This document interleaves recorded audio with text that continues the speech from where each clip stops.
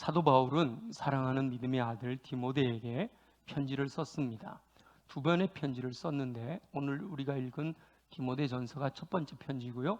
두 번째 쓴 편지는 사도 바울이 쓴 마지막 편지가 됩니다. 그래서 디모데 후서는 사도 바울의 유언과도 같은 말씀입니다. 사도 바울은 디모데가 어린 나이에 중책을 맡았기 때문에 맡은 사명을 잘 감당할 수 있는 지혜를 나누어 주려고 편지를 썼습니다. 그 편지는 성령의 감동을 따라 기록이 되어 지금도 성도들에게 하나님의 사람으로 살아갈 지혜를 얻게 합니다. 사도 바울은 디모데에게 쓴 편지에서 디모데가 목회자로서 어떻게 행해야 하는지를 조목조목 증언하고 있습니다. 그래서 디모데 전후서는 목회서신이라고도 불립니다. 그리고 처음 편지의 거의 마지막 부분, 이 디모데전서의 6장은 거의 마지막 부분인 오늘 본문에 보면 사도 바울이 사랑하는 믿음의 아들 디모데를 향하여 오직 너 하나님의 사람아 라고 부르고 있습니다. 편지를 시작할 때는요 이렇게 부릅니다. 믿음 안에서 참 아들 된 디모데. 굉장히 사적이고 개인적인 호칭으로 부르고 있는데 편지 말미에 가서 너 하나님의 사람아 라고 부르고 있단 말이죠.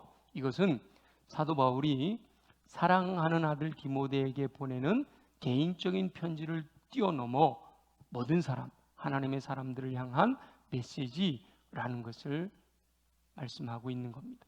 사도 바울은 이제 디모데를 함께 동역하는 하나님의 사람으로 인정하며 당부의 말씀을 전하고 있는 거지요. 결국 이 말씀은 21세기를 살며 하나님께서 맡기신 사명을 따라 살아가는 모든 하나님의 사람들, 저와 여러분이 들어야 할 말씀입니다.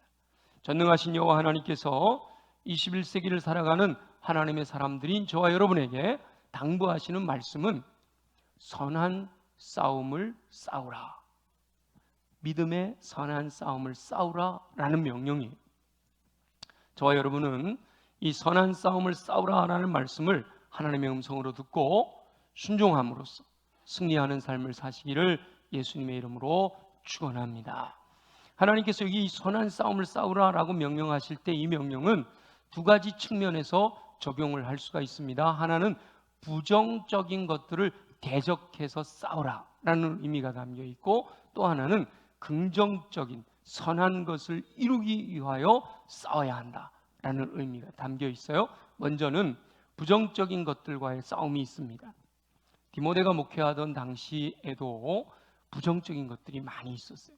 디모데는 초대교회 중에서 사도 바울이 전도했던 에베소 교회를 담임했었는데 그 초대교회 당시에도 부정적인 것, 하나님을 대적하는 것들이 많이 있었단 말이에요. 그 중에 대표적인 것이 비진리를 진리라고 포장하여 주장하는 겁니다. 분명히 비성경적인 것인데 하나님의 뜻이다 라고 주장한단 말이에요.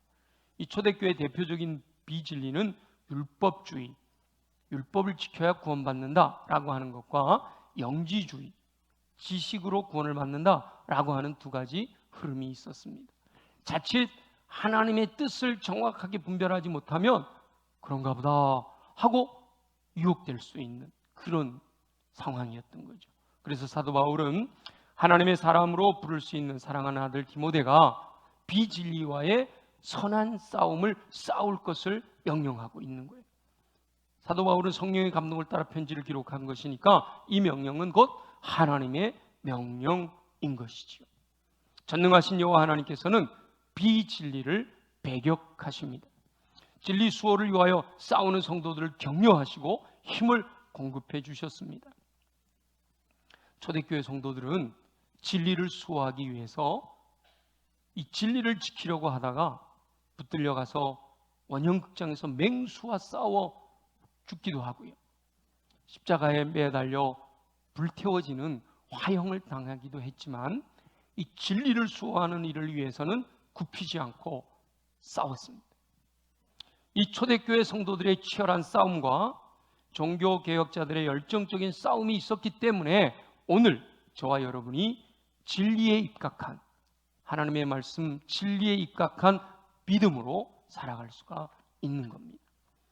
중세 교회가 타락하였을 때 종교개혁자들이 오직 성경으로, 오직 믿음으로, 오직 예수만을 외쳤기 때문에 지금 저와 여러분들이 오직 성경으로, 오직 믿음으로 구원받은 은혜를 누리며 살아가는 겁니다. 우리나라 일제강점기 때도 진리에 대한 핍박이 있었잖아요. 일제는 천황을 신이라고 하며 신사참배를 강요합니다. 그러나 믿음의 선진들은 오직 여호와 하나님만을 섬기기 위해서 믿음의 선한 싸움을 싸웠어요. 투옥되는 걸 두려워하지 않았습니다. 고문당하는 걸 두려워하지 않았어요. 저 높은 곳을 향하여라고 하는 영화 혹시 보신 분들 있어요? 주기철 목사님이 그 감옥에서 고통당하던 것이 신사참배를 거부했기 때문이죠. 예수님께서 승천하시면서 다시 오시겠다고 약속하셨기 때문에 재림의 신앙을 가지고 소망 가운데 믿음 생활을 했어요. 우리 교단 전도 표제가 4가지잖아요. 중생, 성결, 신유, 재림. 그래서 이 4번째 재림을 우리 성결교회 초창기에는 엄청 강조를 했어요. 주님 다시 오실 그날을 사모하는 마음으로.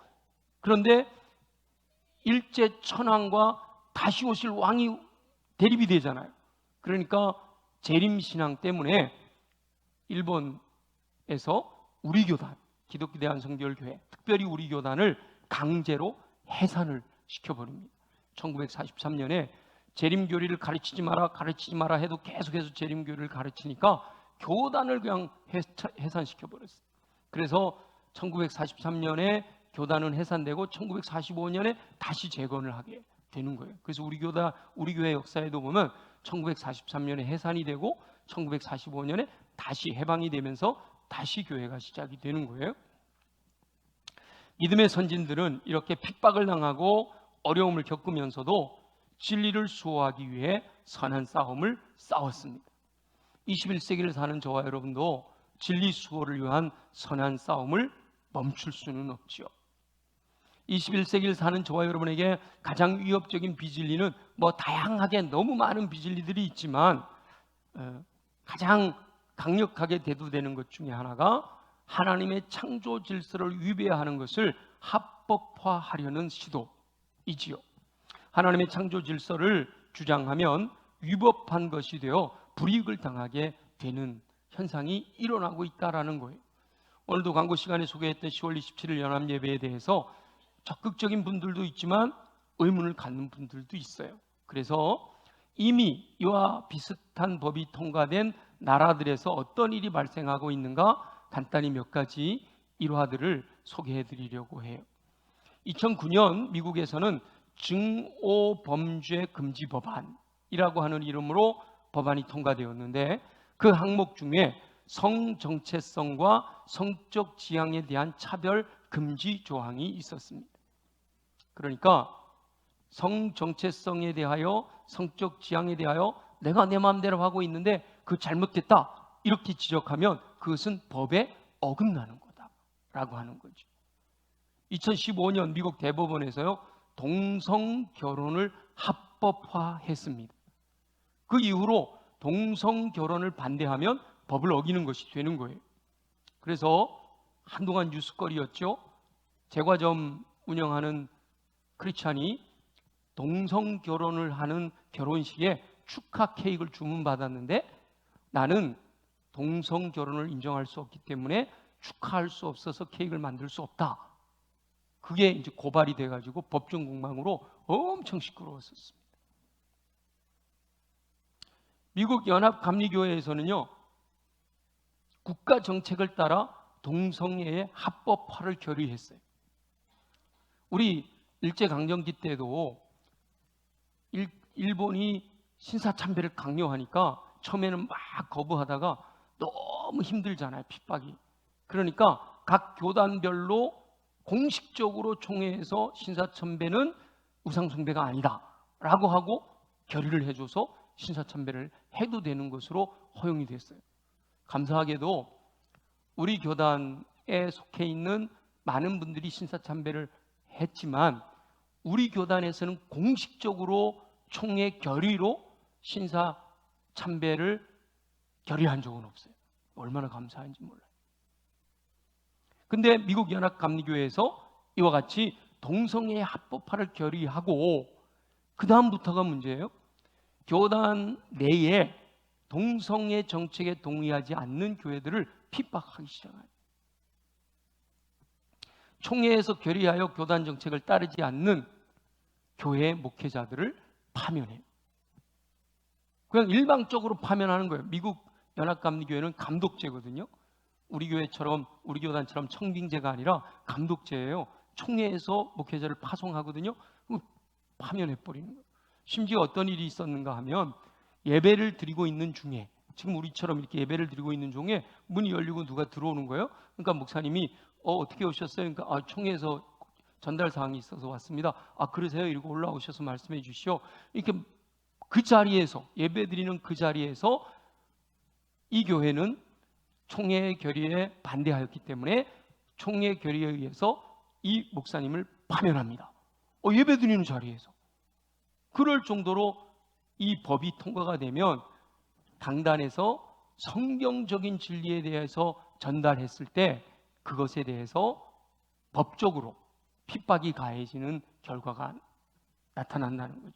2010년 평등법이 통과된 영국에서도요, 성적 지향에 대한 차별금지 조항이 그 법 안에 들어가 있었어요. 그 다음부터 하나님의 창조 질서에 대해서 공공장소에서 전하면 체포가 되는 거예요. 동성애는 죄입니다. 이렇게 말 공개적으로 했다. 그러면 바로 붙들려 가는 거예요. 동성애자에게 괴로움과 고통을 유발할 수 있다라는 이유에서 붙들려 가게 되는 거죠. 캐나다에서도 세계 네 번째로 동성혼을 합법화한 나라였는데 국가의 정책이 정해진 다음에 15년이 지났을 때 이 캐나다에서도 여러 교단들이 미국 연합감리교회처럼 동성혼을 인정하고 심지어 동성애 목회자, 나는 동성애를 하고 있습니다 라고 하는 목회자에게 안수해서 목사 안수를 해주는 일까지 일어났단 말이에요. 그런데 그런 교단 정책을 반대하면 그 목회자는 배신자로 낙인을 찍히고요, 연금이나 보험 혜택을 다 빼앗아 버리고 재산권도 행사할 수 없게 만들었어요. 그런데 이런 성정체성에 대한 총회 지시사항은 어처구니가 없어요. 우리가 생각한 말도 안 되는 이야기를 하는데 총회에서 결의해서 각 교회에다가 성정체성에 대해서는 이렇게 해야 됩니다 라고 지시하시는 내용 보면 이렇습니다. 사람을 남성과 여성으로 구분하지 말아라. 그러니까 만약에 이 법이 통과돼서 우리나라에도 이런 얘기가 되면 남전도회, 여전도회 이러면 안 돼요.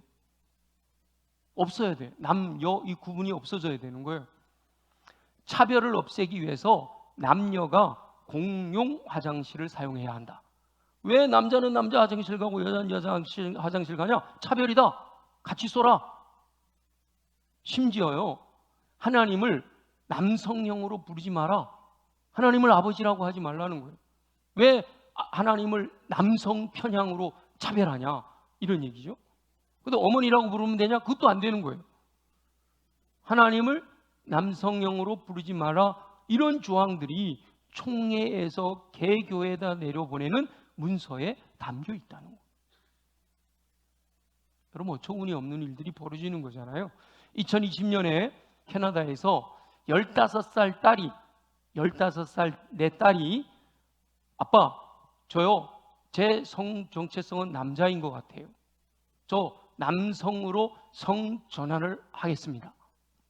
여러분 딸이 그렇게 얘기하면 오케이, 잘 생각했다, 해봐라. 그럴 분 하나도 없죠? 다 반대한단 말이에요.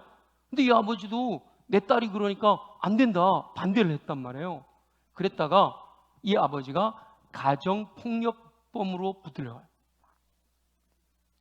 그리고 캐나다 법정에서 그 인권법으로 부모 허락 없이도 딸이 성전환 치료를 할 수 있도록 허용을 했어요. 그리고 이 아버지에게 경고하면서 당신 딸에게 남성이라고 불러라. 그러니까 쉽게 하면 딸을 아들 이렇게 부르라는 거예요. 법이 그렇게 강요를 하는 거예요. 그렇게 하지 않으면 벌칙이 주어집니다. 뉴질랜드, 스웨덴, 독일을 비롯한 여러 나라들이 종교와 표현의 자유를 억제하고 차별을 금지한다라는 명목하에 하나님의 창조 질서를 거스르는 법을 통과하고 시행하고 있다. 이게 지금의 현실이에요. 지구촌의 현실이에요. 지구촌 전체는 이 동성애법을 합법화하는 거대한 흐름으로 가고 있단 말이에요. 국내에서, 우리나라에서 시도되고 있는 포괄적 차별금지법에도 여전히 그와 같은 창조 질서를 위하는 독소 조항들이 들어있는 거예요. 포괄적 차별금지법 전체 내용은 좋은 내용들도 많아요.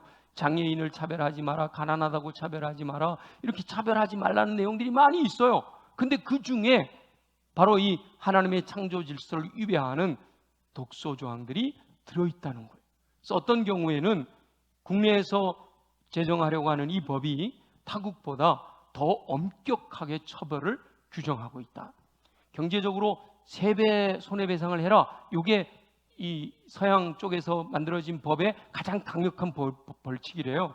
근데 그것도 지금 너무 세다 이러고 이제 여기서 얘기하고 있는데, 우리나라는 2배에서 5배까지 벌금을 물릴 수 있도록 되어 있다는 거예요. 강하다는 거죠. 우리나라에서 이와 같은 포괄적 차별금지법이 통과되면 이미 다른 여러 나라에서 일어나는 심각한 현상들이 우리나라에서도 발생하게 된다라는 것은 너무도 자명한 일이라는 거죠. 그렇게 될 수밖에 없다라는 거예요. 그런데 참 감사한 것은 제4차 로잔 대회에서 동성애를 창조 질서를 위배하는 죄악이라고 규정했잖아요. 이 로잔 대회는 세계적인 복음주의자들이 모여서 회의를 통해서 선언문을 작성하는 거거든요. 그러니까 세계적인 강력한 이런 흐름이 있는데 그 흐름을 일단은 막아세운 거예요. 제4차 로잔 대회가 그 흐름을 막아세운 거죠. 이제 그리고 우리 대한민국에서 악법을 저지하기 위한 연합 예배가 추진되고 있어요. 그러면 이 우리나라에서 이것이 만약에 통과가 돼서 차별적 금지법, 포괄적 차별금지법을 우리나라에서는 포기하겠다, 그 안에 이런 독소 조항들은 빼겠다, 이렇게 되면요 굉장한 센세이션이 일어나는 거예요. 대한민국에서부터 시작해서 이것이 또다시 들불같이 전 세계로 흘러갈 수가 있게 되는 거죠. 이 모든 것은 비진리를 향한 믿음의 선한 싸움이 되는 거란 말이에요. 진리가 아닌 것들을 허용하기 시작하면 결국은 모든 것이 허물어지는 결과를 낳을 수가 있습니다. 지금은 동성애가 가장 큰 이슈로 드러나고 있지만 동성애뿐만 아니라 수많은 비진리가 진리인 것처럼, 아까 우리 이철희 장로님 기도 가운데도 그리하셨지만, 지금은요 이단들이 버젓하게 성경적이지 않은 건데 그것이 진리라고 버젓하게 아주 공개적으로 이것을 전하게 되는 거잖아요. 근데 예를 들어서 이 포괄적 차별금지법이 통과되고 나면요, 제가 여기서 여러분 신천지는 이단입니다, 그럼 저 당장 끌려가는 거예요. 왜 타종교를 차별하느냐, 폄하하느냐, 이렇게 돼버리는 거죠. 그 비진리를 진리라고 합법화해 주는 것이 되는 거예요. 이런 비진리를 합법화하려고 하는 시도는 아직 늦지 않았을 때, 아직 우리나라는 법이 통과되지 않았거든요. 기회가 있을 때 저지해야 되는 거죠.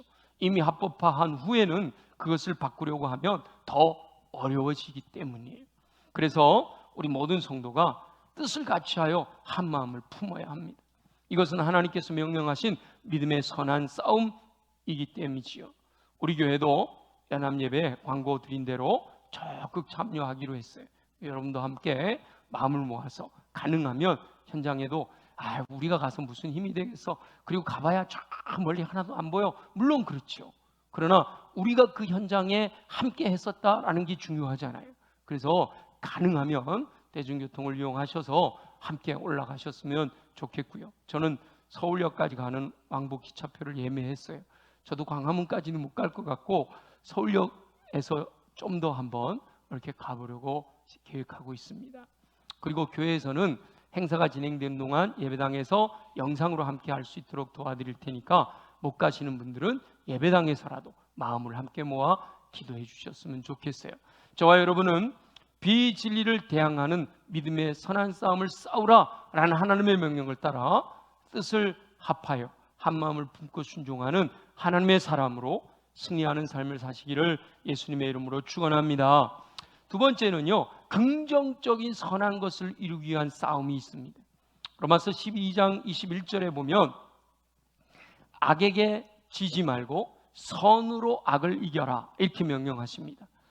악이 있다는 거예요. 악이 있는데 이 악에게 지지 마라. 그러니까 비진리와 싸워 이기기도 해야 되고, 그런데 선으로 악을 이겨라 이렇게 명령하신단 말이죠.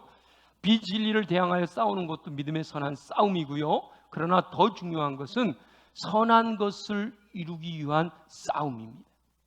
사도 바울이 제시한 목록도 보면, 여러분 우리 함께 읽은 본문의 11절에 보면 의와 경건과 믿음과 사랑과 인내와 온유, 이와 같은 것들이 전부 선한 것들이잖아요. 비진리와의 싸움과 함께 선을 이루기 위한 싸움에 열정을 쏟아야 되는 거예요. 선을 이루기 위한 싸움.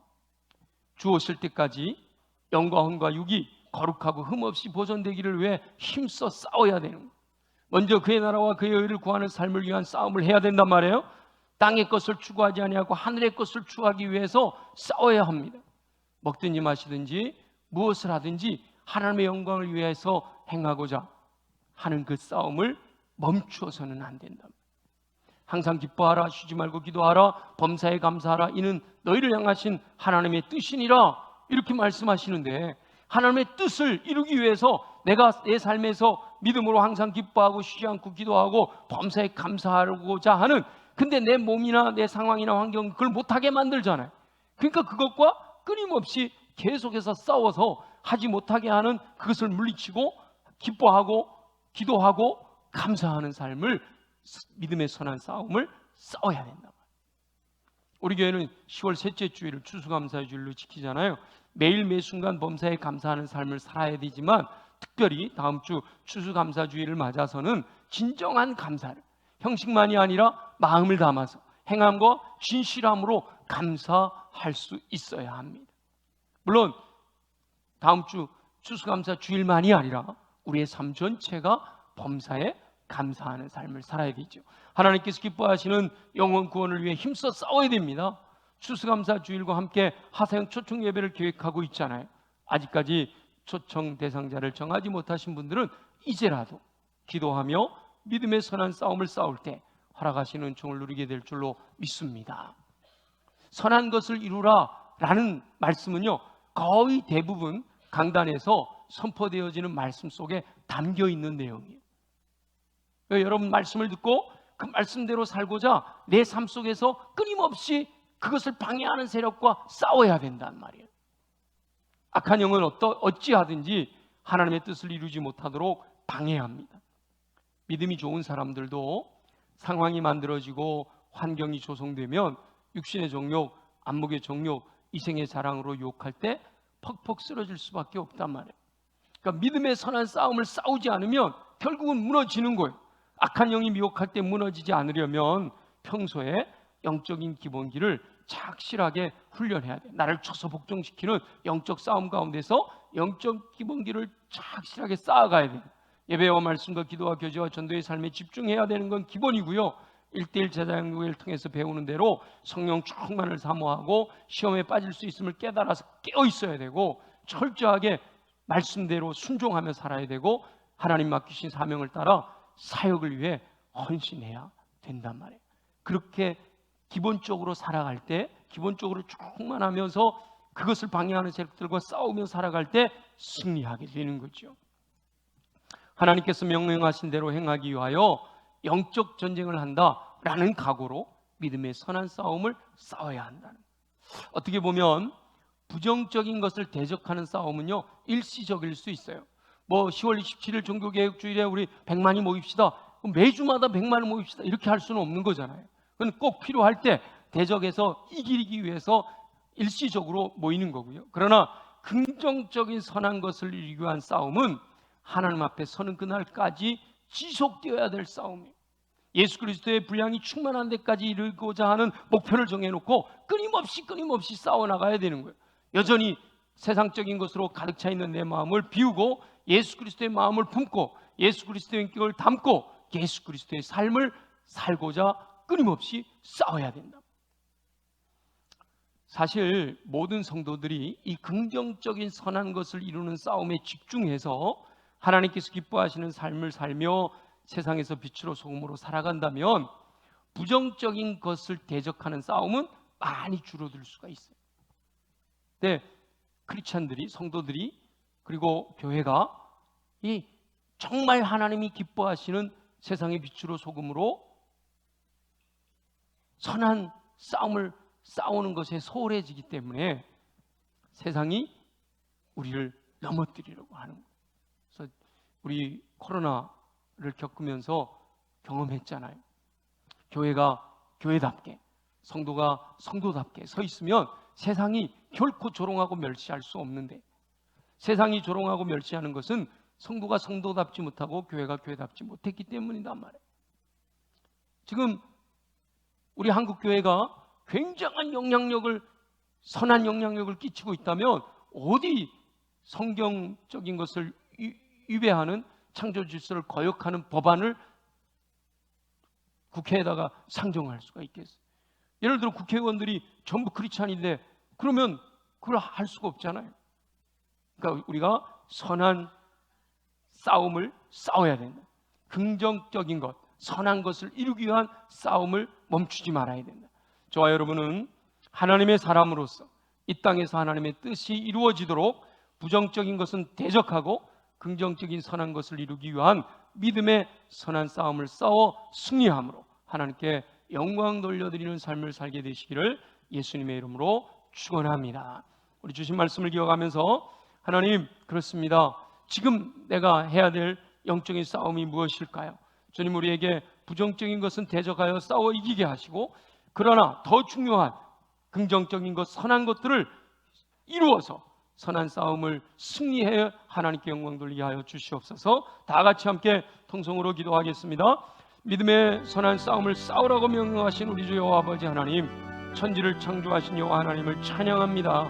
길이요 진리요 생명이신 독생자 예수 그리스도를 보내주셔서 인류를 구원하시는 은총을 베푸셨으니 감사합니다. 하나님의 뜻에서 벗어나 비진리를 주장하는 자들의 계획이 무산되게 하여 주옵소서. 기독교 역사 가운데 진리 수호를 위한 선한 싸움에서 늘 승리하게 하시니 감사합니다. 21세기를 살고 있는 성도들에게 창조주 하나님의 창조 질서를 위배하는 것을 정당화하는 비진리를 옹호하는 세력들을 물리치게 하여 주옵소서. 특별히 비진리를 합법화하고 진리를 주장하는 자들을 핍박하려는 시도는 원천 몽쇄되도록 은총을 베풀어 주시옵소서. 한국교회 모든 성도들이 마음을 모아드리는 기도에 응답하시기를 소원합니다. 비진리를 대적하는 싸움과 함께 모든 성도들이 선한 것을 이루기 위한 싸움에 더욱 집중하게 하여 주옵소서. 하나님의 뜻이 땅에서도 이루어지도록 충성하고 헌신하게 하시기를 소망합니다. 선한 것을 이루는 일에 집중하여 싸울 때 부정적인 것들이 자리를 잡지 못하게 될 줄 믿습니다. 믿는 자들도 미혹하기 위하여 호시탐탐 기회를 노리는 악한 영의 세력을 물리치게 하여 주옵소서. 영적인 기본기를 든든히 훈련하게 하셔서 능히 이기고 승리하는 삶을 살도록 역사하여 주시옵소서. 허락하실 주님을 기대합니다. 감사합니다. 영광을 받아 주시옵소서. 살아계시 역사하시는 우리 주 여호와 아버지 하나님, 오늘도 주의 말씀을 듣고 마음에 새겨 말씀대로 살고자 결단하게 하시니 감사합니다. 이제 말씀대로 살 수 있도록 우리에게 힘과 권능을 덧입혀 주시옵소서. 특별히 육체가 연약하여 감당치 못하는 영혼들이 있사온데 이 시간 우리가 연약한 부에 손을 얹고 믿음으로 함께 기도합니다. 나사렛 예수 이름으로 명하노니 모든 육체의 질병은 뿌리채 뽑혀 떠나갈지어다. 예수 이름으로 명하노니 모든 손상된 것은 회복되고 약한 것은 강하여지고 넘치는 것은 줄어들고 부정한 것은 채워질지어다. 그래야 독수리 날개 치같듯 샘을 공급받아 걸어가도 피곤치 않고 뛰어가도 고단치 않는 강건함으로 주님 명령 순종하며 승리하는 삶을 살게 하여 주시옵소서. 우리 가슴에 손을 얹고 함께 기도합니다. 하나님, 육체는 강한데 마음이 무너져 힘을 잃게 됩니다. 내 마음을 무너지게 하는 내 안에 있는 더러운 것들은 예수 보혈의 능력으로 명하노니 정결하게 깨끗하게 새롭게 될지어다. 그래야 우리가 좋은 땅 옥토로 준비되게 하시고 하나님의 말씀이 임하실 때마다 아멘으로 받아 믿고 순종하여 인내함으로 30배 60배 100배 풍성한 열매 거둘 수 있도록 역사하여 주시옵소서.